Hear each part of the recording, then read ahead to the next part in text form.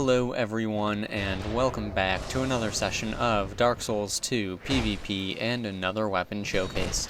This time I am using the Gargoyle Bident, and I've got to say I really am starting to enjoy what From Software did with strength weapons in this game.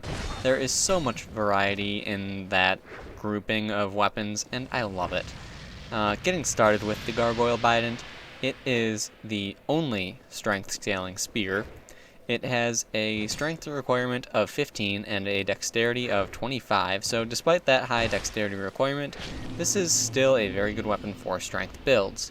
It has a C scaling in strength and no dexterity scaling. The physical base damage of this weapon is 250. The attack rating of the weapon is 385, Withering of Blades plus 2. That 360 jump attack right there, awesome stuff. The counter strength of the weapon is 130, poise damage is 20 per hit, and the weight is 12 units. So, of course, like most strength weapons, it is heavier than its dexterity counterparts, so the dexterity counterpart for this would be, of course, the Wing Spear. They have the exact same moveset, same speeds. The only difference would be that this is strength-based, and that is, well, not. Also the weight, of course. This is heavier because that's exactly the point I was just making. Now, this weapon, as I said, it is the only strength-based spear in the game, and that's a good thing. That makes it very unique in that respect, and honestly, I can't complain about that. I mean, yeah, sure, there are a few other spears that have, I don't know, C scalings in both, but of the spears that only have, a majority scaling in one, it's the only one that's like this. There's only one strength scaling spear, like real strength scaling spear. And that's this weapon, and that's a good thing. It's a very fun weapon to use, it's got a good moveset, good speed behind it, and of course, like the Red Rust Scimitar, it adds variety to the strength weapons.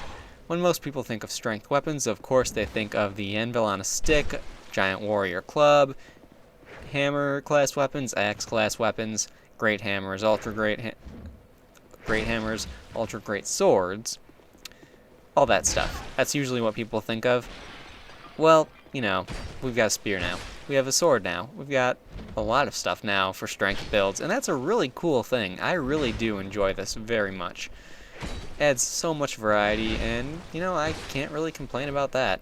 So, the biggest pro of the weapon, I would definitely have to say, would be the fact that it is so good for strength builds. Other than that, its speed, the fact that it works well with a Leo ring, the counter damage of it, of course, is a good thing. I mean, that 510 counter, that's pretty good on just an R2, I think that was. Yeah, can't really complain about that. Of course, compared to other strength weapons, it will be doing lower damage, but it's a spear, so you can't really expect it to be doing as much as a great hammer. It's just the way it is. Biggest con of the weapon, I would have to say, would probably be the fact that it only has a C scaling in strength. Now, I know the weapon for me does have an attack rating of 385, Withering of Blades plus 2, and I know that's a really good damage output for a spear, but in the long run, I mean, it's not going to be too great in comparison to a few other weapons. I mean, I guess if I think about it, it does actually have the highest damage output, highest attack rating of all of the spears that I'm able to wield on my build, but that's most likely due to the fact that I've got 60 strength and 40 dex, not 40-40.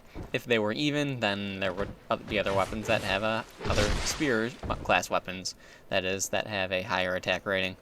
So, yeah.